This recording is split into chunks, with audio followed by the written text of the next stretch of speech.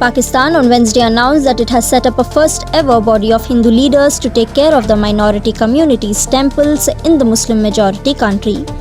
The Ministry of Religious Affairs constituted the Pakistan Hindu Mandir Management Committee on the pattern of the already working Pakistan Sikh Gurudwara Management Committee.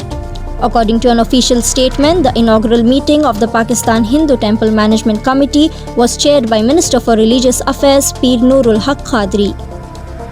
Qadri said that the problems of non-Muslim population of Pakistan are being resolved on priority basis and the formation of the committee will be instrumental in resolving the issues of the Pakistani Hindu community.